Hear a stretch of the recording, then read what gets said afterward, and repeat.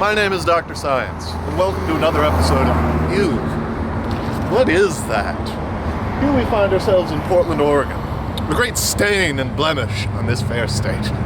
Now we're going to be hitting the streets, and looking in homes and under bridges, and finding strange discolorations and substances and growths. Now, will you join me today on a pleasant stroll through Portland? You, what is that? I found it under there. It's brown and oozy and breathing. Who is it here doing the seeing?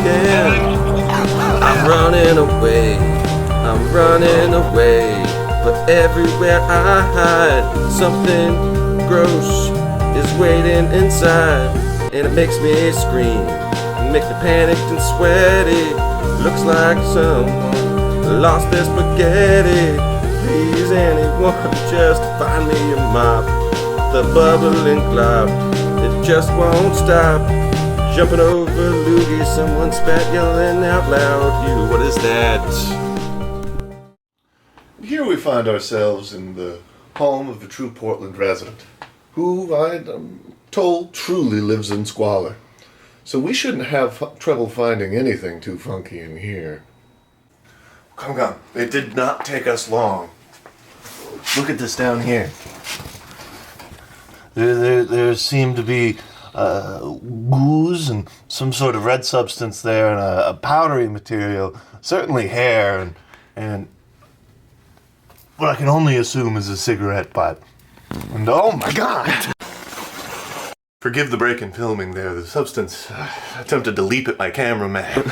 We needed to make a quick escape. However, in the pursuit of science, I must collect a sample.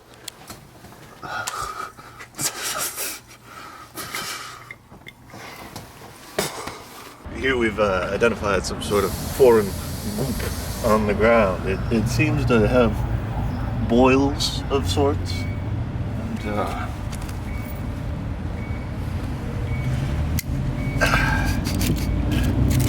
well, it's certainly dry now, but it once wasn't. Yeah. Ooh. Now, normally in this situation, I would ask myself, ew, what is that? But in this case, I'm afraid we know exactly what that is.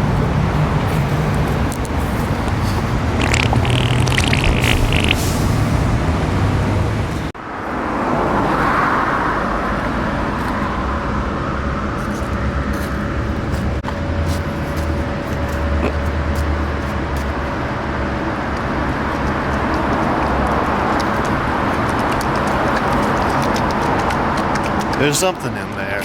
Now folks, as you can see, I have my mask on. This scene is not going to be for the faint of heart. Come with me into this stall. I'm not sure exactly where they projected from, but it seems to be on the wall, on the backsplash, and even into the other stall. Should we try and determine what he had to eat? There seem to be pink particulates as well as some kind of mule, perhaps? Yes, this is good stuff. It looks like it's been a bit too burnt to truly identify. However, I will be taking a sample of this back to the laboratory.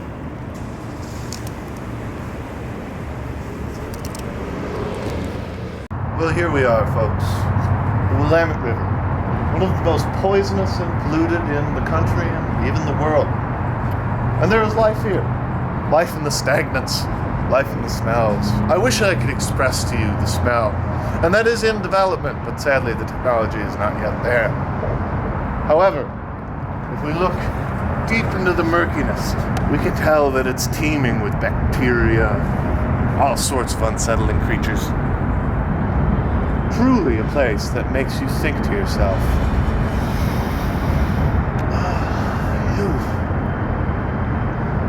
what is that? So here we have it, viewers, the collection of all of our fine work.